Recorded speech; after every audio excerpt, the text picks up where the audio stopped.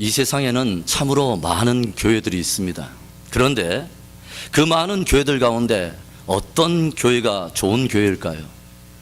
좋은 프로그램 있으면 좋은 교회입니까?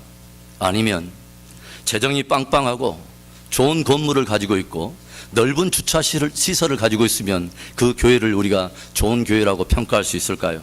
아니면 전문적인 사역자들이 많으면 그 교회가 좋은 교회일까요?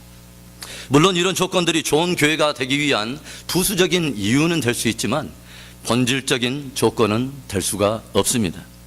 참으로 좋은 교회란 너무도 당연한 말 같지만 주님이 기뻐하시는 교회입니다. 그 말은 다른 말로 바꾸면 주님을 기쁘시게 하는 교회가 좋은 교회요, 주님을 기쁘시게 하는 성도가 좋은 성도인 것입니다. 예수님의 공생애를 보면 아주 중요한 사건들이 예루살렘을 중심으로 진행이 되었는데, 바로 우리가 잘 알다시피 예루살렘 성은 이스라엘의 수도요, 큰 도성입니다. 거기에는 제사장들이 살고 있고 많은 영향력 있는 종교 지도자들이 살고 있습니다. 그리고 명망 있는 정치 지도자들이 살고 있는가 하면 많은 부를 가진 부자들이 살고 있습니다. 그러나 예수님께서 예루살렘을 방문하여 아주 중요한 구속사를 이뤄 가실 때에 주님이 자주 찾으시고 자주 머무셨던 집은 예루살렘 안에 있는 집이 아니었습니다. 오히려 예루살렘 변방에 누가 알아주지 않고 눈길 한번 주지 않는 한 변방에 가난하고 초라한 마을인 베다니에 있는 한 집을 자주 찾아가셨습니다. 바로 거기에는 나사로와 그 누이인 마리아와 마르다가 살고 있는 집으로 참으로 가난하고 초라한 집이었습니다. 그런데 주님께서는 그곳을 찾으시고 그곳에 머무르시고 그들과 함께 거하시기를 기뻐하셨다는 것이죠. 예수님의 발걸음이 머무는 집이 좋은 집인 것입니다. 예수님이 기뻐하는 집, 그리고 예수님을 기쁘시게 하는 집, 그러한 가정이 좋은 집이요, 좋은 가정이 되는 것입니다. 어떤 목사님께서 대신방을 맞아서 가가호 이제 예배를 드리고 신방을 하는데, 첫 번째로 신방을 받으시는 가정에서 사모님께 전화를 하신 거예요. 목사님 식사 대접을 해야 되는데 목사님이 무엇을 좋아하실지를 모르는 거예요. 그런데 전화를 받으신 사모님께서 혹시나 음식 때문에 마음속에 부담을 가질까 봐 그 메뉴, 목사님의 식성이나 이런 것들을 말씀을 해주지 않았대요. 그랬더니 이 집사님께서 나름 정성껏 이것저것을 준비하셔서 목사님을 맞았습니다. 그리고 신방 예배를 마치고 거기서 맛있게 식사를 마치시고 이제 돌아가셨습니다. 그리고 다음날 목사님께서 또 다른 가정을 신방했는데 놀랍게도 그 전에 신방받았던 그 집사님께서 그 마련해줬던 거의 비슷한 메뉴, 비슷하기보다 훨씬 더 앞서서 거의 일치하는 메뉴가 그대로 고스란히 나왔다고 합니다. 그래서 다 드시고 나서 외람되지만, 참으로 외람되지만 어떻게 이전에 어제 신방받았던 그 집사님의 가정과 거의 일치한 메뉴를 만들어낼 수 있었냐고 물었답니다. 그랬더니 이 집사님께서 사모님도 가르쳐 주시지 않지. 그래서 거기에 전화했더니 목사님이 젓가락이 어디 음식에 자꾸 집중이 되고 목사님의 눈길이 바로 그곳에 가느냐고 물었더니 알려주더라는 거예요.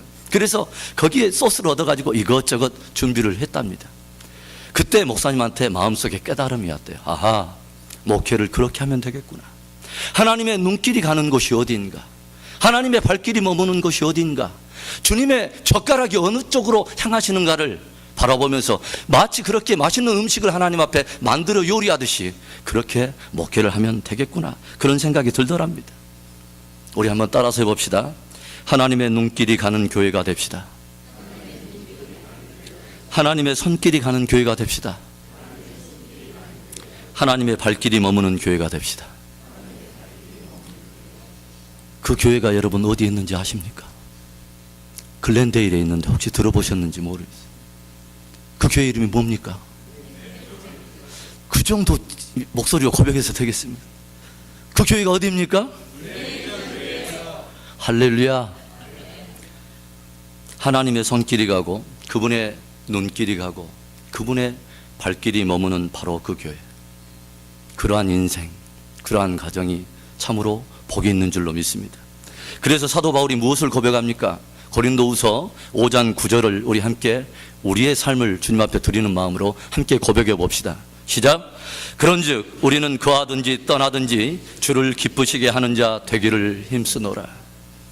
내게 생명 주신 그날까지 이 세상에 내가 생명을 누리든지 아니면 생명이 끊어져서 주님 앞에 거하든지 떠나든지 내게 유일한 소망 하나는 오직 주를 기쁘시게 하는 자 되기를 원합니다. 여러분, 교회라고 하는 이 개념은 건물의 개념이 아닙니다. 교회라고 하는 단어, 그 에클레시아라고 하는 단어는 어디에서부터 부름받은 무리들이라고 하는 그런 해석을 가지고 있어요. 그래서 많은 신학자들과 목사님들이 세상으로부터 구별받아 부름을 받은 사람들의 무리들을 교회라고 해석을 합니다. 그런데 어디에서부터 부름을 받았는가 하는 것보다 훨씬 더 우리가 깊이 새겨야 될 것은 누구에게로 부름을 받았는가 하는 개념입니다. 세상에서 부름을 받아서 누구에게 우리가 부름을 받았다는 말입니까? 바로 예수 그리스도께 부름을 받았다는 것입니다. 그래서 바로 예수 그리스도께 부름을 받은 무리들이 교회인 것이죠. 그래서 교회의 중심, 성도들의 삶의 중심은 예수 그리스도가 있는 것입니다. 좋은 교회는 그러면 어떤 교회를 말하는 거예요? 그리스도 예수가 중심이 되어서 그분을 기쁘게 하는 일들을 많이 하는 교회가 좋은 교회입니다. 저는 오늘 말씀을 통해서 특별히 우리 은혜 비전 기회가 지향하고 있는 3가지의 비전과 6가지의 방향을 함께 말씀을 조명하면서 여러분과 함께 나누고 싶습니다. 다시 한번 우리가 믿음의 진보를 갖자고 하는 올해 연초에 우리의 다짐들을 새기면서 주님께서 이 시대에 우리 교회를 향해서 부르시는 그 사명의 비전들을 다시 한번 새기고 믿음의 도약을 하는 좋은 은혜의 시간이 되기를 축원합니다. 그러면 우리는 어떻게 예수님을 기쁘시게 할 수 있을까요? 어떻게 우리는 예수님을 기쁘시게 하는 교회를 만들어갈 수 있습니까? 첫째로 은혜 안에서 자라가는 교회여야 합니다. 은혜 안에서 자라가는 교회. 우리 한번 따라서 합시다. 은혜 안에서 자라가는 교회. 하나님께서 이 교회를 세울 때 하나님께서 저에게 주신 3가지의 비전 중에 첫 번째는 은혜에 대한 비전이었습니다. 예수님이 기뻐하고 주님을 기쁘시게 하는 교회는 예수 그리스도의 은혜로 말미암아 구속받은 성도들이 그 은혜 안에서 더욱 자라가는 것입니다. 어디까지요? 그리스도의 장성한 분량에 이르기까지, 주님을 닮을 때까지. 그래서 구원받은 성도들은 늘 마음속에 은혜를 사모하는 마음이 있어야 돼요. 늘 은혜 안에서 자라는 것이 우리의 삶의 목표여야 돼야 돼요. 그래서 은혜의 비전을 가져야 하는 것입니다. 그러면 우리가 어떻게 구체적으로 은혜의 비전 안에서 우리는 자라갈 수 있습니까? 우리 2가지 영역을 우리가 다룰 텐데, 먼저는 예배하는 공동체를 이루는 것입니다. 한 사람 한 사람이 진실로 하나님을 즐거워하며 예배하는 성도가 되는 것입니다. 믿는 성도들에게 있어서 그 무엇보다도 하나님이 기뻐하시고 그분을 기쁘시게 할 수 있는 경건의 핵심이 무엇이냐? 바로 그것이 예배인 것입니다. 창세로부터 하나님께서 모든 시대를 물어나고 모든 시대를 초월해서 하나님이 눈길을 주고 주목해서 바라보고 찾으시는 사람들이 있어요. 어떤 사람일까요? 요한복음 4장 23절과 24절이 그 답을 우리에게 주고 있습니다. 너무도 잘 알고 있는 말씀이지만 우리 함께 읽어봅시다.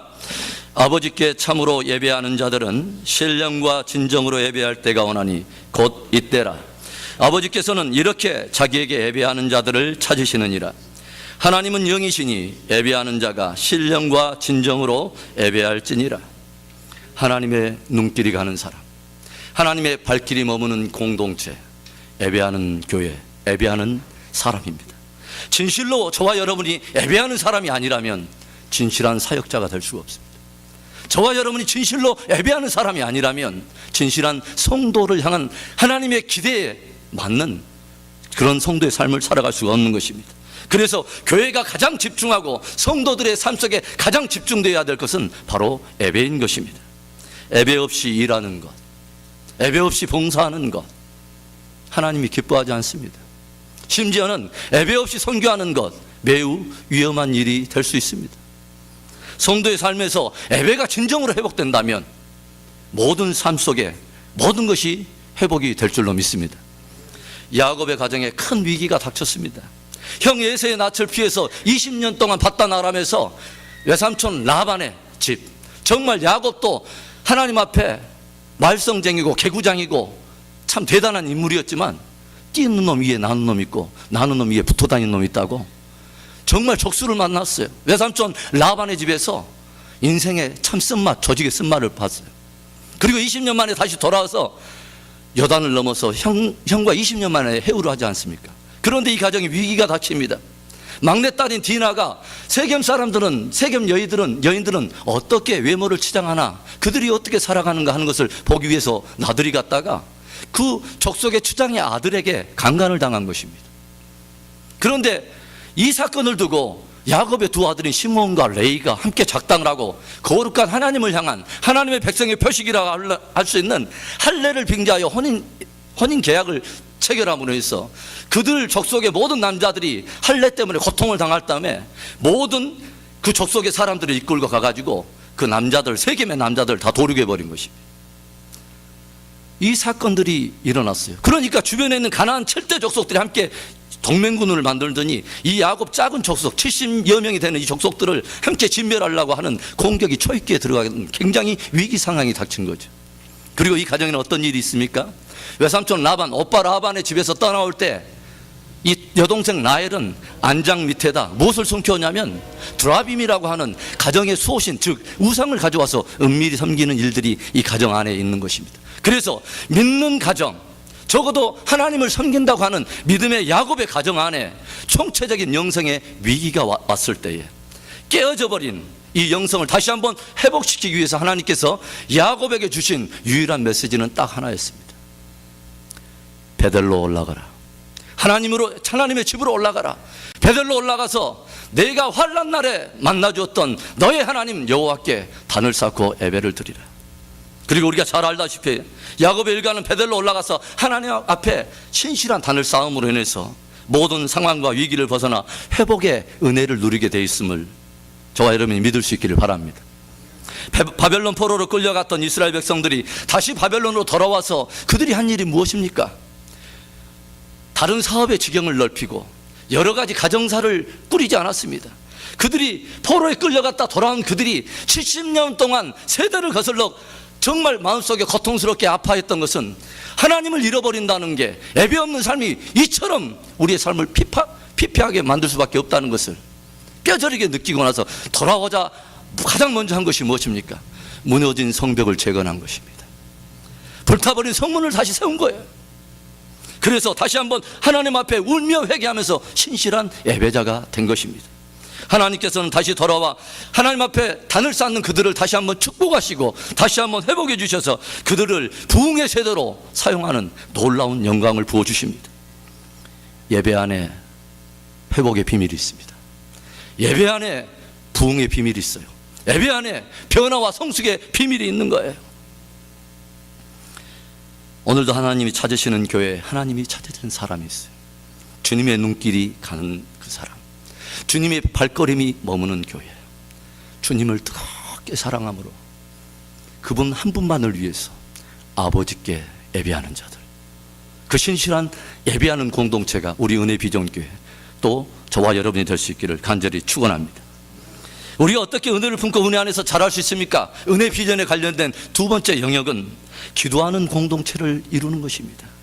기도하는 성도가 되는 거예요. 갈릴리에 초라하고 그 배움이 없는 무학자들과 그 빙색에 보이는 그 제자들이 어떻게 예수님의 증인이 되어서 예루살렘으로부터 시작하여 불과 30년이 채 지나가기 전에 주님의 약속의 말씀대로 지중해 연안 일대의 모든 나라들을, 그 대제국 로마 산하에 있는 모든 족속과 방언 가운데 하나님의 복음을 증거해서 그 복음으로 바꾸어 놓을 수 있었습니까? 틈만 나면 천방지축 날뛰면서 틈만 나면 누가 첫째냐, 누가 크냐 서로 나서던 그 제자들이 어떻게 하나가 되어서 사랑의 공동체를 이뤄내는 그런 놀라운 은혜를 연출할 수 있었습니까? 어떻게 저들이 그들 이후에 나타나는 역사상에 나오는 그들 이후에 모든 교회들이 복음을 전하며 제자 삼는 사역을 할 수 있도록 그 든든한 기초를 어떻게 이 갈릴리에 초라한 사람들이 감당할 수 있었냐 하는 거예요. 오직 저들이 전혀 기도에 힘쓸 때에, 성령의 권능의 충만함을 입었을 때 이 일이 된 줄로 믿습니다. 어떤 교회가 은혜로운 교회냐고 저에게 물으신다면 기도 소리가 와글와글 하는 교회가 좋은 교회, 기도 소리가 큰 교회가 좋은 교회예요. 기도하는 성도들, 무릎 꿇는 성도들이 많은 교회가 좋은 교회예요. 교회에 기도 소리가 커지면, 기도 소리가 많아지면 불평과 원망이 줄어들고, 기도 소리가 크면 클수록 하나님이 역사하시는 능력들이 드러나고 변화와 성숙의 좋은 열매를 맺게 되는 것입니다. 예수님께서 예루살렘 성을 들어가서 어떤 상황을 보십니다. 거기에 보니까 성에 비둘기 파는 자들, 또 돈을 바꾸는 자들이 보이는 거예요.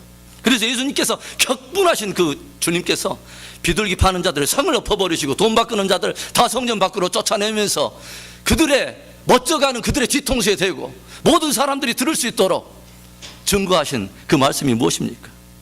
너희가 내 아버지 집을 강도의 구렬로 만드는도다. 기록된 바 내 아버지 집, 내 집은 만민의 기도하는 집이라 일컬음을 받으리라 하셨다 하라. 교회가 집중해야 할 본질적인 경건은 예배와 더불어 바로 기도하는 공동체가 되는 것입니다. 기도하는 성도가 되는 거예요. 같은 신앙생활을 하면서도 어떤 사람들은 문제와 상황을 만나면 좌절하고 원망하고 넘어져 버리는 사람들이 있는가 하면, 기도하면서 주님을 의지해서 역전의 삶을 살고 대반전의 승리를 열방에, 이웃과 세상에 증거하면서 사는 그런 사람들이 있어요. 성경의 사람들은 하나같이 문제없는 사람들이 아니라 그 문제 속에서 하나님의 능력을 구하며 그것을 힘입어서 대반전의 삶, 아무도 상상할 수 없는 주님만이 기도 속에서 낼 수 있는 그 길을 보러 마침내 승리했던 귀한 사람들이었던 것을 믿을 수 있기를 바랍니다. 태문이 닫혔어요. 아이를 낳지 못했던 한나는 문이 닫혀버린 그 사건을 운명처럼 받아들이지 않았어요. 체념하지 않았어요. 얼마든지 열어주실 수 있는 하나님, 얼마든지 간구하는 자를 들으시고 섭리하실 수 있는 하나님 앞에 이 문제를 가지고 간절히 기도했을 때 하나님께서 태문을 여사, 적어도 남자 아들 하나 달라고 간절히 원했던 한나 수준의 응답이 아니라 한 세대 이스라엘의 타락한 문화를 다시 한번 들고 일으킬 엄청난 사무엘 수준의 응답을 주셔서 위대한 하나님의 사람을 낳게 된 그 은혜가 저와 여러분에게도 있기를 바랍니다. 하나님께로부터 사형 선고가 떨어졌어요. 그러나 주님의 국류를 구합니다. 간절히 벽을 보면서 눈물을 흘리던 히스기야의 기도를 들으신 하나님, 무려 15년간의 생명을 연장하시고 기도의 능력을 그에게 경험케 해주셨어요. 다 죽어가던 초대교회 제자들이 한마음으로 전혀 기도에 힘썼더니 그 초라한 사람들이 성령의 권능을 받아서 대제국 로마의 한복판에서 복음을 증거하고, 예수님께서 행하시던 일들을 그들도 친히 행함으로 인해서 하나님의 권능과 능력이 어떻게 약한 사람들도 기도하며 그렇게 쓰임받을 수 있는가 하는 것에 모든 것들을 증거해내는 산 증거자들이 되었던 것이에요. 그래서 성경은 마치 그 사람이 누군가에 대해서는 아무것도 불문에 붙이고 묻지 않고 다만 그가 기도하는 사람인가를 꼭 주목하는 책처럼 보입니다. 왜냐하면 저와 여러분이 누구인가 보다는 그분이 누구인가가 능력과 변화와 승리의 원천이 되기 때문에 그렇습니다. 은혜로운 교회는 기도가 살아있는 교회예요. 은혜로운 성도는 기도가 살아있는 성도예요. 엎드리는 사람들이 많은 교회가 좋은 교회예요. 마치 넓은 조수지에는 항상 우리가 보듯이 범람할 정도의 충만한 물이 차 있지만 파이프를 연결해서 집에서 끌어들이지 않으면 이 모든 충만함이, 부요함이 나와는 아무런 상관없는 빈핍하고 핍절한, 전혀 상관없는 그러한 것이 되고 마는 것입니다. 수많은 주옥과 같은 주님의 약속이 있다 할지라도, 수많은 보고가 그리스도 예수 안에서 하늘에 속한 신령한 은혜가 약속되어 있다 할지라도 기도하지 않고 구하지 않는다면 가물고 메마른 인생, 핍절한 인생을 살 수밖에 없는 것입니다. 예수님께서 시험에 들지 않도록 깨어 기도하라는 이 말씀을 듣고서도 기도에 실패하고 기도의 자리를 떠나버렸던 베드로는 자기 신앙의 그 기도 속에서, 기도로 말미암은 실패 속에서 오는 신앙의 패배를 경험했던 베드로는 마지막 시대를 살고 있는 저와 여러분들에게 다시 한번 2000년의 역사를 건너뛰어서 오늘 이 아침에 강단에서 이 말씀을 우리를 도전해 주는 것입니다. 베드로전서 4장 7절의 말씀, 너무도 잘 알고 있는 말씀입니다. 함께 읽습니다. 그러므로 너희는 정신을 차리고 근신하여 기도하라. 만물의 마지막이 가까웠으니 너희들도 나처럼 주님의 약속에 대한, 기도에 대한 명령과 권면을 무시하고, 그래서 기도의 실패 속에 신앙의 패배를 경험하지 말고 너희들도 주님께서 기도하라 할 때 함께 깨어서 기도함으로 너희도 근신하여 깨어있으라. 만민을 위해서 기도의 집을 이루는 교회, 기도하는 귀한 성도들이 되었어. 참으로 주님의 기쁨이 되는 복된 은혜가 저와 여러분 안에 있기를 축원합니다. 예수님이 기뻐하시고 또 예수님을 기쁘시게 하는 교회가 어떤 교회입니까? 두 번째로 선교 사명을 감당하는 교회입니다. 우리 함께 따라서 합시다. 선교 사명을 감당하는 교회. 그래서 두 번째 비전은 은혜 비전에 이어서 선교 비전입니다. 십자가의 사랑과 적어도 그 은혜를 아는 사람, 하나님이 세상을 이처럼 사랑하사에 그 이처럼의 깊이와 넓이와 그 충만함을 경험했던 사람은 은혜로 자기를 부르신 주님의 뜻을 묻게 되어 있고 그 뜻에 반응하게 되어 있습니다. 그래서 은혜를 받고 은혜를 품고 은혜 안에서 자라가는 교회는 그런 사람은 자연스럽게 사명 공동체로 나아가게 되어 있는 것이죠. 세상에 가장 불쌍한 사람, 참으로 불쌍한 사람이 있다면 사명을 모르는 사람입니다. 사명을 모르기 때문에 쓰임받지 못하고, 사명을 모르기 때문에, 사명을 모르니까 전혀 엉뚱한 것에서 시간과 에너지를 낭비하는 것입니다. 그렇다면 교회의 사명은 무엇입니까? 왜 주님은 십자가로 우리를 구속하시고 무엇을 기대하셨기에 주님은 저와 여러분을 핏값으로 사신 것입니까? 교회와 성도는 선교적 존재로 부름을 받은 것인 것입니다. 교회의 본질적인 사명이 바로 선교예요. 그래서 우리는 선교의 비전을 가져야 되는 거예요. 그러면 어떻게 우리는 이 선교 비전을 이루어갈 수 있을까요? 역시 두 영역으로 우리가 함께 짚어보기를 원하는데, 먼저는 열방을 품는 선교 공동체를 이루는 거예요. 선교하는 성도가 되는 거예요. 성경을 통해서 우리가 읽으면 읽을수록 우리가 뼈저리게 느끼는 것은 하나님이 선교하신 하나님이라는 거예요. 하나님은 선교하신 하나님이에요. 온 민족과 나라와 열방이 한 사람도 낙오하지 않고 영원한 형벌에 들어가지 않고 모두 다 믿어 구원을 얻도록 자신의 아들을 선교사로 파송해서 넉넉히 그 아들을 내어주시기까지 사랑하신 그 하나님은 선교하신 하나님이세요. 그리고 아버지의 파송을 받아서 이 땅 가운데 기꺼이 내려와서 자기 몸을 십자가에 내어주시고 하늘의 능력이 어떠한 것을 이 땅에 풀어내시고 하늘의 아버지의 뜻이 무엇인가를 진리로 풀어내셔서 우리로 하여금 십자가를 통해서 휘장 가운데 찢어진 새로운 산길을 통해서 하늘 세계 영원한 나라를 바라보고 그 땅을 소유하게 하신 주님이 바로 성자 예수 그리스도 선교사이신 바로 주님이신 것이죠. 그리고 성령 하나님은 어떤 분입니까?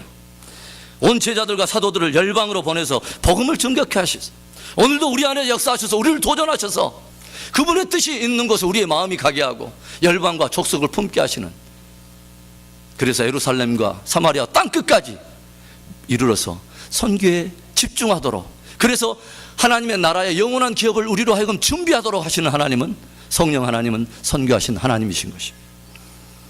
교회가 이 주님의 지상 명령인 선교 사명에 반응하지 않는다면 우리끼리는 친교할 수 있어요. 우리끼리 서로 위로받을 수 있어요. 그러나 주님의 부르심에 온전한 순종을 했다고는 절대로 말할 수 없습니다. 우리가 진실로 예배드리는 공동체라면, 그리고 진실로 주님을 사랑해서 그분의 뜻을 구하는 기도하는 사람들이라면 그분의 마음이 가고 눈길이 가고 발길이 머무는 그 영혼들을 향해 우리도 반응하게 되어 있는 것입니다. 십자가를 지신 주님이 부활하셔서 초림과 재림 사이에 존재하는 교회, 성도들을 향해서 주님께서 유일하게 바로 이것에 너희들은 꼭 주목해다오, 이것에 너희들의 모든 본질적인 사명을 바로 이것에 집중해다오 라고 부탁했었던 지상 명령이 유일하게 딱 하나 있습니다. 그게 무엇입니까? 열방과 나라와 민족과 모든 족속으로 제자를 삼아 그들로 아버지와 아들과 성령의 이름에 세례를 주고 모든 너희에게 가르쳐 분부한 모든 것을 지키게 하라. 우리의 마음에 다시 한번 퇴색되어가는 이 사명을 다시 한번 붙들기 위해 우리의 마음속에 주님의 유언과 같은 이 말씀을 한번 우리도 사도 바울의 마음에 대해서 고백하기를 원합니다. 사도행전 20장 24절의 말씀입니다. 함께 고백합니다. 나의 달려갈 길과 주 예수께 받은 사명 곧 하나님의 은혜의 복음 증거하는 일을 마치려 하면은 나의 생명을 조금도 귀한 것으로 여기지 아니하노라. 문자적으로 우리가 그냥 읽고 그만둘 수 있지만 진정으로 우리가 사랑하는 주님의 마음이 이곳에 담겨 있다면 우리는 믿음으로 반응해야 되는 것입니다. 아마 성도님들 가운데도 서로 얘기를 나누다가 주제로 자주 떠오르던 분이 있어서 순회 선교단이라고 하는 여러분 특별한 단체를 들어보셨을 거예요. 그리고 그것을 이끌어가는 김용희 선교사님의 간증을 여러분 들어보신 분도 계실 것입니다. 그분은 중학교를 채 졸업하지 않았습니다. 그런데 그분의 지론은 무엇이냐? 나를 살리신 예수 그리스도의 희생과 이 십자가의 복음이 실제라면 믿음의 반응은 하는 내 삶도 실제해야 한다는 것입니다. 그래서 자기의 인생을 다 하나님 앞에 드리고 5 자녀를 모두 선교사로 헌신했던 참으로 귀한 분이라고 생각됩니다. 그분이 자녀 모든 5 자녀를 아들과 딸들을 선교사로 헌신하면서 첫 아들인 김충성 선교사를 아프리카 기니비사우에 파송할 때 아들의 손에 쥐어진 쪽지 안에 그 기록된 글은 두고두고 생각하면 생각할수록 참 마음은 뭉클하게 만들어요. 사랑하는 아들 김충성 선교사, 함께 주님이 보내신 땅 끝에서 죽어 주님 계신 하늘 한복판에서 만나자. 주님이 보내신 내 삶의 자리, 사명의 자리, 바로 그곳에서 죽어 충성해서 하나님 계시는, 그 주님 계신 하늘 한복판에서 만나자. 저는 저와 여러분이 적어도 십자가의 사랑을 알고 그 깊이를 경험했던 성도라면 내 삶의 작은 영역이나마 열방과 민족을 돕는 선교적인 삶에 들여져야 함을 믿습니다. 물질도 보내고 기도도 보내고 사랑도 보내고 또 위로도 보내고 주님이 맡겨주신 선교 사명을 잘 감당해서 주님이 진실로 기뻐하는 교회가 되는 저와 여러분이 될 수 있기를 축원합니다. 특별히 선교 비전을 다루면서 우리가 또 잊지 않아야 될 하나의 또 영역은 우리의 다음 세대를 향한 마음입니다. 세대와 세대를 잇는 복음 공동체를 이루어내야 된다고 하는 것이죠. 우리 시대의 최고 위기는 세대와 세대의 믿음의 단절의 위기라고 저는 생각을 합니다. 선교의 사명은 예전은 열방 민족 족속을 향한 외부 지향적인 부분을 많이 강조했지만 우리 시대에 떠오르는 또 하나의 거대한 선교 대상이 있습니다.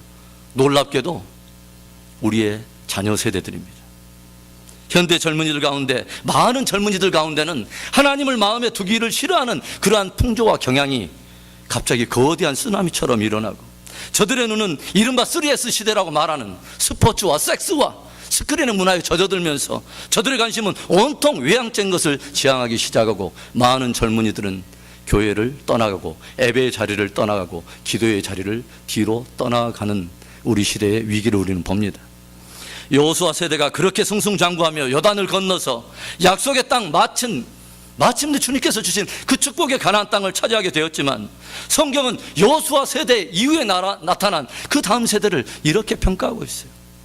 사사기 2장 10절의 말씀입니다. 그 세대 사람도 다 그 열조에게로 돌아갔고 그 후에 일어난 다른 세대는 여호와를 알지 못하며 여호와께서 이스라엘을 위하여 행하신 일도 알지 못하였더라. 얼마나 두려운 말씀입니까, 여러분? 정작 1세대는 그렇게 치열하게 믿음을 지키고 약속의 기업을 누렸지만 이 세대에게 신앙의 전술을 실패함으로 인해서 다음 세대가 하나님을 알지 못할 뿐만 아니라 하나님의 행하신 많은 은혜를 저버리고 우리가 알다시피 약속의 땅에 들어갔음에도 불구하고 주변의 대적들에게 늑탈당하고 노략질당하고 수치를 당하다가 점점 하나님의 눈길에서 벗어나고 마치 맛을 잃어버린 소금처럼 빛을 잃어버린 등불처럼 수치스러운 역사의 주인공들이 기록되어 있지 않습니까? 오늘 저와 여러분의 자녀들의 영적인 현주소는 어디입니까? 내 자녀들의 마음 안에는 진정으로 복음이 있습니까? 그들의 삶은 어디 위에 기초를 세우고 무엇 위에 얼마만큼 높이로 세워가고 있습니까? 비단 사사시대의 위기가 당대의 위기고 다른 시대 다른 사람들과는 전혀 상관없는 그런 이야기입니까? 망나니 자녀를 지었던 어머니 모니카에게 암브로스 그 주교가 전해주었던 권면과 위로의 말씀을 우리는 다시 한번 새겨볼 필요가 있어요. 눈물의 기도로 키운 자식은 절대로 망하지 않는다. 그 말은요, 자녀들을 위해 눈물을 흘려야 할 부모들이 기도의 자리를 떠나는 것과 자녀들이 맞는 영적인 위기가 전혀 무관하지 않다는 것입니다. 부모의 눈물의 기도가 자녀의 영적인 회복과 깊은 관계가 있다는 거예요. 그 말은 어떻게 보면 우리들에게 굉장한 도전과 위로를 주는 거죠. 부모의 눈물의 기도가 살아난다면 다시 한번 주님 앞에 처절하게 붙는 영적인 자녀들의 회복을 위해서 부르짖는 이 부모들의 기도가 살아난다면 자녀들의 인생이 돌아오고 자녀들의 목적과 삶의 이유들이 돌아오고 다시 한번 우리 자녀는 그냥 타락하고 방치된 세대가 아니라 하나님께서 다시 한번 붙들어주고 부흥을 위해서 써주시는 위대한 부흥의 세력으로 다시 회복될 줄로 믿습니다. 우리 자녀들은 부모들을 통해서 보기를 원해요. 무엇을 보기를 원하느냐? 아하, 우리 부모는, 우리 어머니는, 우리 아빠는 어떤 문제와 갈등을 만날 때 어떤 식으로 문제를 해결하더라. 그걸 보기를 원해요. 무릎을 꿇고 무릎으로 길을 뚫어내는 영적인 근력을 가지고 하나님 앞에 마침내 그 길을 받아내고야만은 영적인 근성을 부모의 뒷모습에서 보기를 원해요. 조용히 많은 비진리가 난무한 곳에 조용히 골방에 들어와서 마지막 결론을 내릴 때 하나님의 말씀 가지고 그 말씀이 마지막 결론으로 모든 대가를 지불하면서 그 결론으로 붙드는 부모님의 결정을 보기를 원해요. 1세대가 이민사회에 뿌리를 내리기 위해서 몸부림치면서 생존 경쟁을 해갈 때 우리의 자녀들은 어디에 있는 것입니까? 우리 은혜 비전교회가 지상 명령인 선교 명령뿐만 아니라 우리의 다음 세대를 다시 한번 복음 앞에 세워서 다시 한번 정말 주님의 영광을 위해서 부흥을 위해서 쓰임받는 그런 세대와 세대를 복음으로 연결해내는 복음 공동체 이 사명을 다 이루어서 정말 주님의 눈길이 가는 교회, 주님의 발걸음이 머무는 교회로 승리할 수 있기를 축원합니다. 예수님이 기뻐하시고 예수님을 기쁘시게 하는 교회가 어떤 교회입니까? 마지막 세 번째로 주의 재림을 준비하는 교회입니다. 함께 따라합시다. 주의 재림을 준비하는 교회. 이것은 세 번째 비전인 마지막 시대에 주님이 가져올 성도들의 영광과 관련 있다 해서 저는 영광의 비전이라고 말을 합니다. 항상 역사를 보면요, 모든 세대는 그 세대만의 특별한 부름이 있었던 것을 우리는 주목해 볼 필요가 있어요. 어떤 세대는 솔로몬과 같은 그런 왕의 치하에 태어나서 이스라엘이 굉장히 번성하고 성전을 짓고 정말 많은 주변 족속들과 많은 문화권의 많은 사람들이 부러워하고 흠모할 만한 엄청난 화려한 번성의 시대에 부름을 받은 사람도 있어요. 그러나 어떤 사람은 에스라나 느헤미야 시대처럼 포로기 일을 경험하면서 다시 돌아와서 무너진 것을 다시 보수하고 회복하고 불타버린 성문을 세워야 될 이런 회복의 사명을 가지고 부름을 받은 세대도 있습니다. 그렇다면 저와 여러분이 살아가는 세대는 하나님의 구속사 가운데 어떤 한 토막의 세대를 살아가고 있고 그 한 토막을 향한 하나님의 부름은 무엇이냐 하는 거예요. 성경은 끊임없이 마지막 세대에 일어날 많은 징조들 성경에 말을 하고 있는데 저희들이 정말 믿음으로 깨어있고 말씀 안에서 조명해 볼 때 부인할 수 없는 것은 바로 저와 여러분 또 우리의 자녀 세대가 그 특별한 성경이 말하는 특별한 세대로 진입에 들어가고 있다고 하는 것이죠. 그것은 우리들에게 굉장히 익사이팅한 거예요. 한쪽에서는 거대한 부흥과 영광이 오기 전에 있어야 될 환란이라고 하는 커다란 위기의 그림과 그리고 그 상황 속에서 하나님께서 권능으로 하나님의 종들을 세워서 마침내 기도 속에 가져올 엄청난 그 부흥과 영광, 회복, 이 두 가지의 그림 사이에 우리가 특별한 시대, 특별한 부름을 받고 있다고 하는 것이죠. 마지막 세대를 달리는 마지막 주자에게는요, 마지막 주자에 합당한 마지막 주자를 부르신 특별한 부름이 있고 사명이 있는 것이에요. 그렇다면 우리가 정말론적인 공동체로서 교회는 어떻게 주님의 이 재림을 준비해야 됩니까? 구체적으로 어떻게 주님을 기쁘시게 할 수 있습니까? 먼저 우리는 생각해 봐야 될 것은 사랑으로 열매 맺는 공동체를 이루는 것입니다. 우리 한번 따라서 합시다. 사랑으로 열매 맺는 공동체. 이상하죠? 종말에 대한 징조가 드러나고 많은 상황들이 벌어나는데 무엇인가를 해야 될 것 같은데 그 종말에 대한 지식과 방대한 어떤 징조에 대한 해석들, 그런 것들이 우리가 종말을 준비하는 자세일까요? 정말로 종말을 바라볼수록, 주님의 다시 오심을 바라볼수록 오히려 성경이 우리에게 도전하는 것은 놀랍게도 뭔지 아세요? 가장 초보적인 기초로 돌아가라는 것입니다. 가장 초보적인 기초로 돌아가라. 그 기초를 든든히 해라. 그 예수 그리스도를 향한 복음의 기초를 다시 한번 든든히 하고 하나님께서 주신 위대한 말씀들을 엑기스처럼 두 개의 계명처럼 붙들고 있는 주 너의 하나님을 사랑하고 내 이웃을 내 몸과 같이 사랑하라. 이 계명의 번질이 위기를 당하고 있는 이때에 다시 한번 우리 안에 놓치고 있는, 퇴색되어지고 있는 사랑을 다시 한번 회복하라는 거예요. 할렐루야. 에베소 교회는 교리적으로 굉장히 강성한 실력이 있어요. 자칭 사도라는 자들이 아닌 것까지 드러내는 굉장한 진리의 수호 능력이 있었어요. 또 성경에 보니까 여러 사업도 있었고 너의 믿음과 인내를 내가 아노니 주님이 다 알아주셨어요. 대단한 교회예요. 오늘날 교회 못지않은 굉장한 교회예요. 그런가 하면 니골라당이라고 하는 이단의 잘못된 교훈을 다 드러냄으로 인해서 그들은 진리의 싸움을 치러낼 모든 준비가 다 되어 있던 교회예요. 그런데 무엇을 지적을 받습니까? 너의 처음 사랑을 잃어버렸느니라. 너의 처음 사랑을 잃어버렸느냐. 교리적인 논쟁도 잘했어요. 잘못된 것을 분별하는 지혜도 있었어요. 믿음도 있고 섬김도 있고 인내도 있었어요. 그러나 성도됨의 본질, 교회됨의 본질, 바로 사랑을 잃어버린 것입니다. 그날이 가까움을 볼수록 저와 여러분이 더 힘을 기울이고 더 낮은 마음으로 주목하고 집중해야 될 하나의 사실은 주님을 사랑하고 내 이웃을 내 몸과 같이 사랑하는 사랑의 공동체를 이뤄가는 것입니다. 예수님께서 이 땅에 십자가를 지시기 전날 밤에 대제사장으로서 드린 기도가 요한복음 17장에 기록되어 있어요. 핵심이 뭔지 아십니까? 내가 떠나더라도 주님, 사랑하는 제자들과 앞으로 드러날 역사 속에 드러날 많은 교회가 나를 따라오는 수많은 성도들의 삶 속에 저들이 하나 되게 하옵소서. 저들이 하나 되게 하옵소서. 하나님께서 이루고자 하는 구속사의 전체적인 경륜의 핵심이 뭔지 아세요? 하늘과 땅의 모든 만물이 그리스도 예수 안에서 통일되게 하려 하심이라. 안타깝게도 고린도 교회는 분쟁과 파당이 있었습니다. 거기는 아볼로파가 있었어요. 게바파가 있었어요. 그리스도파가 있었어요. 아주 불행한 사실은 그리스도파가 따로 있었어요. 마지막 주의 재림을 준비하는 겸손한 신앙이란 내 안에 정말 하나님을 향한, 이웃을 향한, 우리 공동체를 향한 사랑이 있는가를 다시 한번 점검해보고 주님이 그렇게 간절히 보기를 원하는 사랑의 열매를 맺고 그렇게 준비하는 것입니다. 정말로 저 공동체로서의 교회가 또 어떻게 이 영광의 비전을 향해서 나아갈 것이냐. 또 하나 생각해야 될 것은 이웃과 세상을 향한 섬기는 공동체가 되어야 한다는 것입니다. 우리 내부적으로 우리 교회만이 아니라 그 사랑으로 하나 된 그 영향력을 가지고 이제는 이웃과 사랑을 향해서, 세상을 향해서 나아가는 섬김이 있어야 된다는 것입니다. 마태복음 24장은 예수님께서 친히 종말의 징조장이라 불리는 이 징조장에 여러 마지막 시대에 되어질 일들을 징조적으로 다 드러내셨어요.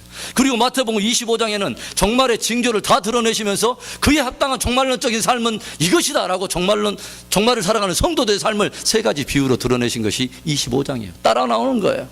그 중에 첫 번째가 뭡니까? 열처녀에 대한 비유죠. 그것을 통해서 주님께서 우리를 도전하시는 것은 지극히 작은 시간에 대한 성실함을 질문하는 거예요. 주님이 오시기 전에 우리에게 선물처럼 주어졌던 많은 시간들 속에 성실하게 하루하루 기름을 채워갔던 시간에 대한 성실한 말이죠. 두 번째 비유가 뭐예요?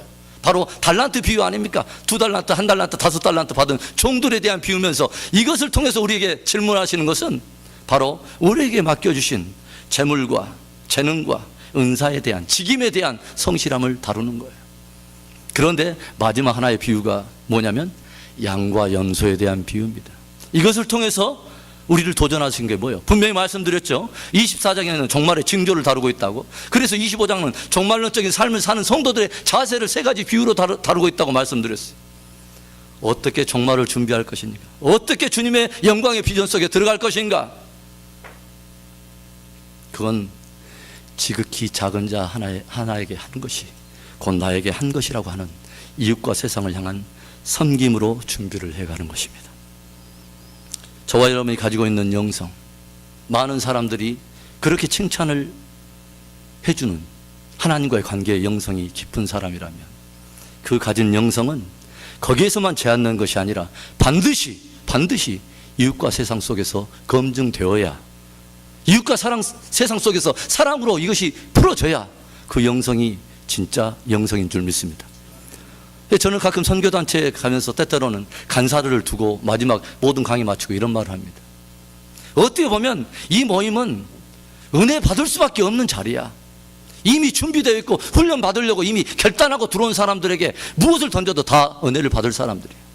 그런데 모든 훈련이 다 마치고 나서 그들이 돌아가야 될 삶의 자리는 여전히 변화받지 않는 가족들과 여전히 아무것도 변화받지 않는 세상의 이웃들과 벗들과 많은 그 직장인들 사이에 다시 한번 던져질 텐데, 내가 하나님께 받았다고 하는 그 은혜, 내가 하나님을 사랑한다고 하는 그 사랑, 이 훈련을 통해서 받았다고 하는 그 영성을 이웃과 세상 속에 풀어놓을 수 없는 나만이 그들과 차별되어 있는 것으로 그들 정죄하는 나만의 도도한 수도원주의에 그러한 자기의를 쌓는 그런 정도의 영성이라면 다 쓰레기통에 버려버려요.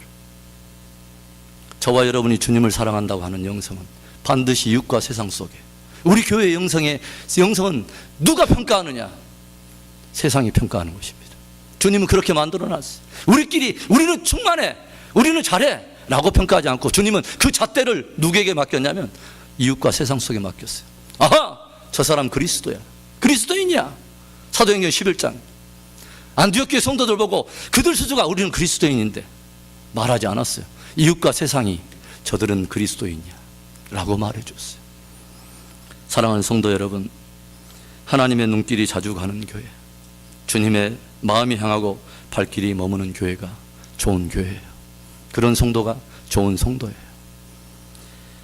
예배 안에서 자라가고 기도 속에 성숙해 가는 교회, 열방을 향한 선교, 그리고 세대와 세대를 복음으로 연결해내는 공동체, 그리고 주님께 받은 그 사랑 감복에서 빛바랜 사랑이 아니라 처음 사랑을 회복하고 우리 안에 사랑으로 하나됨으로 이제는 이웃과 세상을 향해 그 사랑을 풀어내는 복되고 아름다운 우리 은혜비전 교회, 또 귀한 성도들 될 수 있기를 주의 이름으로 축원합니다. 기도하겠습니다.